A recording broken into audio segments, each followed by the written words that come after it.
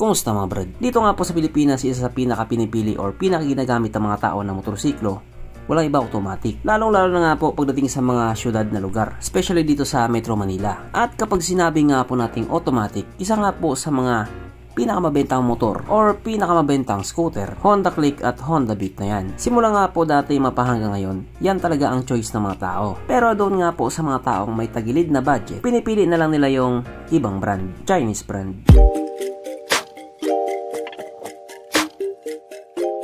Pero syempre bago tayo magpatuloy, kung bago ka pa lamang napadpad dito sa akin walang kwentang channel, huwag ka na mag-subscribe. So yun na nga, dito nga po sa atin karamihan talaga na mapapansin mo kapag mga scooter na motor. Pagdating sa 125cc, Honda Click talaga pinakamarami. Pagdating naman sa 110cc, Honda Beat din yung isa sa pinakamarami. Ayon kasi sa mga taong nakabili, quality. Pagdating kasi sa tibay, matibay talaga. At kadalasan nga din po sa mga makikita nyo motorcycle courier, naka Honda Beat. Isa din po kasi ang Honda Beat sa may napakatipid kumonsumo ng gasolina. No comment yung mga nakamiyo. At dahil nga po sa napakadami na ng Honda Beat dito sa Metro Manila, gusto sana ng iba, maiba. Gusto sana nila yung motor na kaunti lang yung kapareha. May mga tao din talaga kasi na ayaw nilang makasalubong yung mga kapareha nila. Medyo nagiging redundant na daw kasi. At dahil nga po sa pangyayari na yan, mukhang may panibagong scooter na naman silang tatangkilikin. Kung dito nga po sa Pilipinas, pagdating sa 110cc na scooter, Honda Beat yung pinakamarami or Honda Beat yung pinakamabenta. Doon naman po sa bansang India, ito din yung pinakamabenta sa kanila, ang Hero Zoom 110. Wow! Kung titignan nga po natin ang itsura sa motor na ito, unique talaga siya. Kumbaga pagdating sa 110cc category, may sarili talaga siyang identity. Hindi siya nangopya ng design, hindi katulad sa ibang alam niyo na. Kung titignan nga po natin yung looks niya, may dating din talaga, gwapo din talaga. At hindi lang po nagtatapos doon. Kasi pagdating nga po sa specs at mga features, pang malakasan din. Meron siyang mga features na wala doon sa Honda Beat. Kumbaga hindi mo nga akalain na doon sa lulupit na mga features niya, ganun lang yung presyo niya. At isa nga po sa mga rason kung bakit isa siya sa pinakamabentang scooter doon sa India, napakamura po talaga niya. Sa presyo nga pong 80,967 Indian rupees. Na kung i-convert nga po natin into Philippine peso, ito po ay papatak ng 55,000 pesos. Makakabili ka na niyan or makakakuha ka na ng ganyang motor. Wow! O diba? Affordable talaga. Kaya ikaw kung gusto mo makabili ng ganyan kamura, lumipat ka na sa India. Baka nakalimutan mo, nasa Pilipinas ka. Alam mo na ibig kong sabihin. Kaya dahil dyan, pag-usapan na lamang natin kung bang meron sa motor na ito at kung gaano nga ba talaga siya kaganda. So ito nga po ang Hero Zoom 110 na mayroong 110.9 cubic centimeter engine displacement. 4-stroke single cylinder. Single overhead cam with 2 valves. Fuel injected, kaso lang ito po ay naka-air cooled pa din. Panay sa Honda Click 125. Ang kanyang compression ratio 10.1:1. Pagdating naman po sa kanyang power, ito po ay mayroong 8 horsepower, 7,250 RPM, 8.7 Nm of torque at 5,750 RPM. At ayon nga po sa mga Indianong mahilig mag-tumbling na nag-top speed sa motor na ito daw po ay kahit tumakbo sa bilis ng 87 km/h. Pero dahil nandito na nga po siya sa Pilipinas, panigurado abot ng 100 kph yan. Hindi pa kasama tumbling dyan. Syempre, ibang usapan na kapag Pinoy na nakasampa.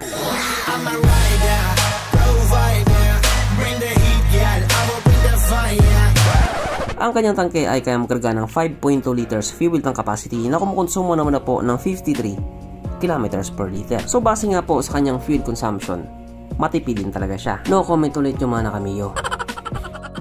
Ang sukat na niyang gulong 90x90x12 sa harap at 100x80x12 sa likuran. Syempre parehas nga po itong naka-tubeless. Pagdating naman po sa kanyang braking system, ito po ay naka-disc brake sa harap at drum brake pa din po sa likuran. Wala siyang ABS pero meron naman siyang CBS or combi brake system. Tsaka para sa mga ganyang klaseng displacement 110cc, hindi na rin big deal kung wala siyang ABS. Ang kanyang seat height ay may taas sa 770mm at 155mm naman ang kanyang ground clearance. At ang motor nga po na ito ay may kabuuang bigat na 109 kilograms. So para nga po sa isang 110cc na scooter, sakto lang naman yung bigat niya. Pero mas mabigat siya doon sa Honda Beat na tumitimbang nga po ng 90 kilograms. Mapunta naman po tayo sa iba pa niya mga features. So ang mga ilaw nga po sa motor na ito, naka full LED na po siya. Maliban lang doon sa dalawang bulb type sa taas. At kung makikita nga po natin yung pinaka headlight niya or yung pinaka ilaw niya, projector light po ito. Kaya garantisadong malakas. Doon pa lang masasabi na natin na lamang siya sa Honda Beat. At kung mapapansin nga din po natin yung DRL niya, letter X po siya. At ganun din yung sa likurang bahagi niya or yung sa taillight niya, pa letter X din. Pero sabi naman na letter H shape daw. Eh di letter H na lang, kayo naman gumawa niyan eh. Ang kanyang gauge panel ito po ay naka full digital, na ganyan nga po yung itsura. Kaya dyan pa lang, lamang na naman siya ulit doon sa Honda Beat. At nilagyan din po nila ito ng smartphone connect, na wala naman daw talagang connect. Wala, pampataas na presyo lang. At present nga din po sa motor na ito ang walang kamatayang ISS or idling stop system. So sa 87,000 pagkakataon nga po, uulitin ko na naman to. Ito nga po yung mekanismo na kapag nakahinto ka sa isang traffic light at hindi mo pinihit yung silinyador sa loob ng 3 or 5 segundo, kusa nga pong mamamatay ang makina sa motor mo. At pihitin mo lamang din siya pabalik, kusa na rin siyang aandar. At isa din sa mga dinagdag nila na feature dito, yung kanyang underseat compartment, meron po siyang ilaw. Kaya kung sakaling bubuksan mo siya paggabi, may ilaw ka na. At isa nga din po sa kagandahan dito sa scooter na ito, meron pa din po siyang kickstart, na siya nga pong palaging hinahanap ng mga taong walang pambili. At hindi nga po kumpleto kung wala ang kanyang USB charging port. Yes po, present po sa motor na ito ang kanyang USB charging port, na para saan ka nga po magpunta hindi ka na mangangamba na baka malobat yung cellphone mo, eh kasi nga manonood ka pa ng Pornhub. At nandito na nga po tayo sa exciting na part, ang kanyang mga suspension. So sa harapang bahagi nga po ito ay ginamitan ng telescopic fork, at sa likuran naman ito po ay gumagamit ng single shock absorber, na ayon nga po sa mga taong nakagamit sa motor na ito, maganda ang bounce.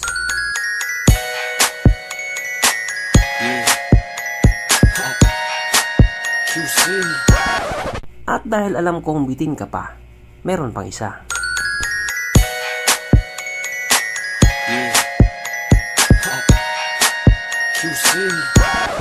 At dahil marami akong utang sa inyo, itotodo ko na to.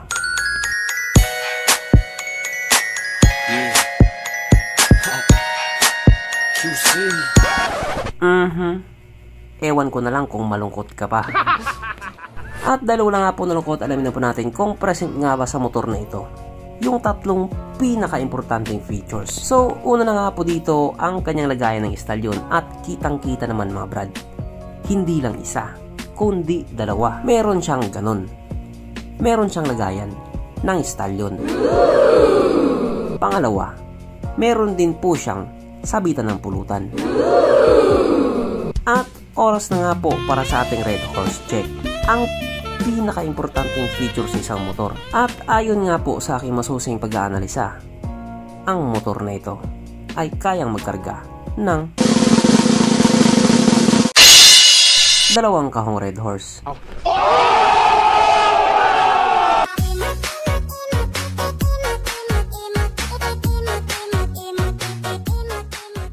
So therefore, ang motor na ito ay talagang highly recommended. At dito na nga po magkakalaman pagdating sa kanyang presyo, sapagkat itong Hero Zoom 110 nga po ay nagkakalaga ng 69,900 pesos. So ikumpara nga po natin yung presyo niya doon sa India na nagkakalaga naman ng 55,000 plus. Medyo mas mataas nga yun dito sa atin. Pero kung ikumpara naman natin siya sa Honda Beat na nagkakalaga ng 70,000 plus, di hamak na mas mura pa din siya. Idagdag mo pa yung mga pangmalakasang features niya.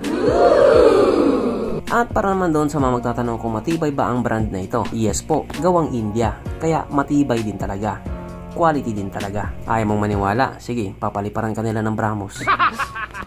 So hanggang dito na lang muna mga brad. Kung may gusto mong sabihin or gustong idagdag doon sa mga sinabi ko, mag-comment ka na lamang sa baba. Okay, bye.